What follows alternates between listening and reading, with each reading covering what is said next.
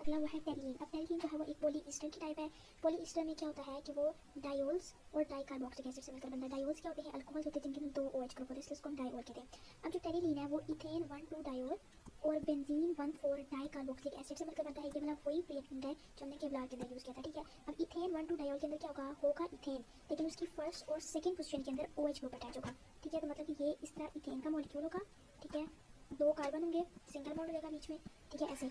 और क्या होगा कि एक इस पोजीशन पे OH अटैच होगा, ठीक है, और एक इस कार्बन के साथ OH अटैच होगा। मतलब पहले कार्बन के साथ और दूसरे कार्बन के साथ OH अटैच होगा, इसलिए 1,2 डायोल लिखा हुआ है। मतलब पहले के साथ भी और दूसरे के साथ भी OH ग्रुप अटैच है, ठीक है। ये हमारे पास हो गया इथेन 1,2 डायोल, ठीक है। और जो बेंजीन 1,4 डाइकार्बोक्सिलिक एसिड है, ये हमने पहले भी केवलार के अंदर बनाया था। उसमें सिंपली क्या था, ये था, और फर्स्ट पोजीशन पे और फोर्थ पोजीशन पे क्या अटैच था, मतलब कार्बोक्सिलिक एसिड अटैच था। 2 अटैच, इसलिए हम इसको डाइकार्बोक्सिलिक एसिड कहते हैं, ठीक है। इस तरह का होगा।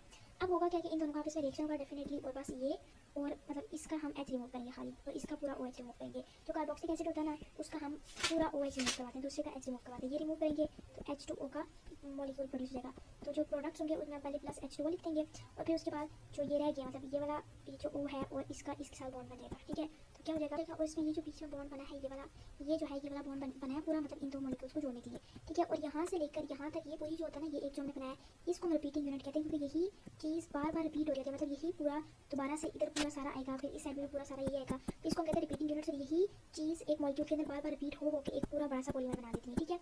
ये हमने बनाया। अब इसको जो हमने ये बनाया ना, इसको हम कहते हैं टेरिलीन, ठीक है। और इसके अलावा जो इसकी जनरल फॉर्म होती है उसमें भी हम इसको लिख सकते हैं, क्योंकि जो हमारे पास होता है ना इस साइड से, मतलब अब देखो कि यहाँ पे हमारे पास ये था, अब क्योंकि इस साइड पे ये ग्रुप प्रेजेंट है, साइड पे ये OH ग्रुप प्रेजेंट है, तो अब इस साइड पे क्या हो सकता है, मतलब इस वाली साइड पे एक ये वाला मॉलिक्यूल, ठीक है, इथेन 1,2 डायोल का मॉलिक्यूल इस साइड पे आके अटैच हो सकता है, जिससे इसका H और इसी तरह OH रिमूव होगा, ये वाला रिएक्शन दोबारा से होगा, ठीक है। उसके अलावा यहाँ पे OH है, तो इसके साथ फिर ये वाला जो मॉलिक्यूल है ये आके अटैच होगा, और फिर ये वाला रिएक्शन दोबारा से होगा, ठीक है। तो इस तरह जो एंड्स पे 2 फंक्शनल ग्रुप रह जाते हैं ना, वो ये शो करते हैं कि फर्दर और मॉलिक्यूल्स इसके साथ अटैच हो सकते हैं, ठीक है। तो अब क्या होगा, इसका OH रिमूव होता था, इसका H रिमूव होता था, और हम क्या करेंगे कि बस यहाँ पे ऐसे डाल के यहाँ पे ब्रैकेट और ऐसे डाल के यहाँ पे ब्रैकेट और यहाँ पे हम लिखेंगे N। ये इसके हमने जनरल फॉर्म लिखी है, ठीक है। और ये जो बीच में इसको हम रिपीटिंग यूनिट कहते हैं, ये हमारे पास क्या प्रोड्यूस हो गया, टेरिलीन प्रोड्यूस हो गया, ठीक है। अब होगा क्या कि जब हमारे पास, अब ये एक इंपॉर्टेंट बात है उसमें, यह है कि अब जब एक इसका रिएक्शन हुआ ना डेफिनेटली, तो एक वाटर का मॉलिक्यूल प्रोड्यूस हुआ, ठीक है।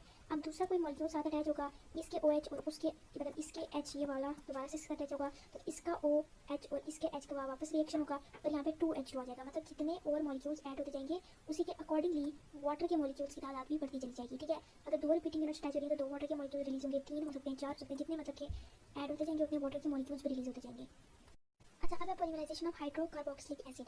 अब हाइड्रोकार्बोक्सिलिक एसिड क्या है, एक मोनोमर है जो कि ये होता है। अब इसमें क्या होता है कि बीच में हमारे पास ये जो मैंने यूज़ किया ये है इथीन, ठीक है। इथीन में क्या होगा, वही कि 2 कार्बन हो गया, बीच में डबल बॉन्ड हो गया, 4 H हो गया, मतलब C2H4 जो होता है वो वाला इथीन, ठीक है।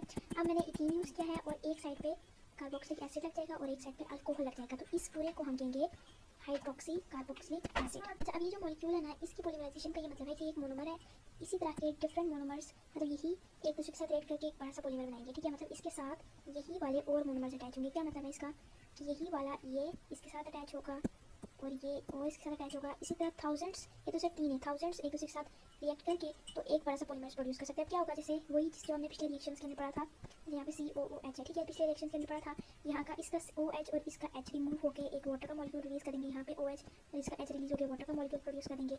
इस तरफ अब एक और ग्रुप है, तो इसके साथ आके ये वाला दोबारा से लगेगा, जिसकी OH वाली साइड जो है वो इस साइड पे होगा, फिर दोबारा से मतलब इस तरह आपस में रिएक्शन हो जाएगा, ठीक है। ये होगा।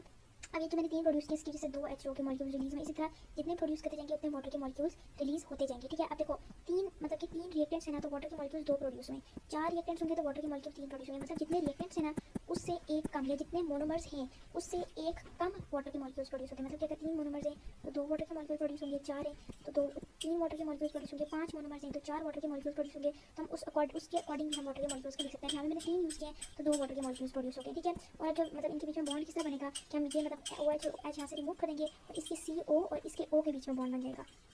अच्छा, अब इसमें यहाँ पे ये एक बॉन्ड बन गया है, एक ये बॉन्ड बन गया है, क्योंकि यहाँ से हमने एक OH को रिमूव किया था, यहाँ से एक H को रिमूव किया था, तो CO का बॉन्ड O के साथ बनेगा। यहाँ पे भी OH को रिमूव किया, H को रिमूव किया, फिर यहाँ पे CO और ये CO इनका रिएक्शन होगा, तो ये होगा और इनका रिएक्शन होगा, तो ये होगा। इसी तरह और भी रिएक्शन होंगे तो ये इस तरह का पॉलीमर बन जाएगा, ठीक है। अब क्योंकि हम यहाँ पे तो ये सिर्फ 3 है, लिमिटेड हम नहीं लिख सकते, तो इसका हम जनरल फॉर्मूले में अगर हम इसको लिखें, जनरली प्रेजेंट करना चाहें तो रिएक्शन हम जनरली किस तरह लिखेंगे, तो ये मैंने इसकी जनरल फॉर्म लिखी है, ये एक लिख के मोनोमर पीछे N लगा दिया। इसका मतलब ये है कि मल्टीपल मोनोमर्स है, ठीक है। एन पहले भी मैंने बताया था इसको इन्फिनिटी मतलब कितने मर्जी हो, ठीक है। एन लगा दिया मतलब कि एक मोनोमर यहाँ पे कंबाइन हो रहा है, डिफरेंट मोनोमर्स कंबाइन हो रहे हैं। आगे फिर ये जनरल फॉर्म इसकी लिखी, ठीक है। और जनरल फॉर्म इस तरह लिखते हैं कि वाटर का मॉलिक्यूल रिमूव करवा के जो जो चीज़ें मतलब इससे OH रिमूव होता है उसको रिमूव करवा के खाली CO, इससे H रिमूव होता है उसको रिमूव करवा के खाली O, ठीक है। तो वो लिख के ऐसे ब्रैकेट डाल के बॉन्ड्स बना के यहाँ पे हम लिख देते हैं N, ठीक है। इसका मतलब ये है यहाँ पे डिफरेंट और भी आगे अटैच होंगे तो वो एक बड़ा सा पॉलीमर बनेगा, ठीक है, जिसमें अनलिमिटेड पॉलीमर्स है। और उसके बाद उसी के अकॉर्डिंग क्योंकि वाटर मॉलिक्यूल जो होते हैं तो इसके पीछे भी हम N लगा देंगे। जितने भी हमने पॉलीमर्स के रिएक्शंस पढ़े हैं सब रिएक्शंस के अंदर हम ये चीज़ करेंगे, ये पीछे कोई भी मोनोमर है पीछे हम उसके N जरूर लगाते हैं, ठीक है। अब जिस तरह मैंने उसका बताया पॉलीपेप्टाइड्स का बताया जिसमें अमाइनो एसिड्स यूज होते हैं, हमने क्या किया था कि 2 अमाइनो एसिड्स लिखे थे, ठीक है। उसके बजाय हम N लिख के एक अमाइनो एसिड पुट कर दें, फिर आगे उसका मोनोमर लिख के ऐसे करके N लगा दें प्लस NH2 तो ये जनरल फॉर्म होती है रिएक्शन को लिखने की। तो इस तरह हम रिएक्शन लिखें तो वो ज़्यादा एक्यूरेट होगा, ठीक है। तो हमने यहाँ पे यूज़ किया था ना ये एक हाइड्रोक्सी कार्बोक्सिलिक एसिड है, इसको हम हाइड्रोक्सी प्रोपेनोइक एसिड भी कह सकते हैं, ठीक है। अब प्रोपेनोइक एसिड हमने इसको क्यों कहा, अगर यहाँ पे गौर करें, यहाँ पे मैं लिख देती हूँ, यहाँ पे H है, ठीक है, OH है यहाँ पे। अच्छा, इसमें क्या है कि हमारे पास 1, 2 और 3 कार्बन यूज हुए, बीच में हमने इथेन यूज़ किया, लेकिन एज अ होल जब हम इस कार्बन को भी काउंट करते हैं तो ये प्रोपेनोइक एसिड बन जाएगा 3 कार्बन वाला। तो हाइड्रोक्सी, क्योंकि हाइड्रोक्सी को हाइड्रोक्सी प्रोपेनोइक एसिड, ठीक है। एसिड क्यों लगाते हैं, क्योंकि जब ये यूज़ होता है तो हम उस प्रोडक्ट के एंड पे यूरिक एसिड का वर्ड यूज़ करते हैं, ठीक है। तो ये हाइड्रोक्सी प्रोपेनोइक एसिड जो है ये एक हाइड्रोक्सी कार्बोक्सिलिक एसिड है, ठीक है। ये यूज़ करते हैं, इसको हम लैक्टिक एसिड भी कहते हैं, मतलब हाइड्रोक्सी प्रोपेनोइक एसिड है तो इसको हम लैक्टिक एसिड भी कहते हैं, ठीक है। और इसकी जब मतलब पॉलीमराइजेशन होती है, लैक्टिक एसिड के मोनोमर्स की पॉलीमराइजेशन होती है तो उसकी वजह से ये जो हमारे पास पॉलीमर प्रोड्यूस होता है इस पॉलीमर को हम कहते हैं पॉलीलैक्टिक एसिड, ठीक है। जो लैक्टिक एसिड का पॉलीमर होगा तो उसको हम क्या कहेंगे, पॉलीलैक्टिक एसिड, वो उसकी प्रोडक्शन हो जाती है, ठीक है।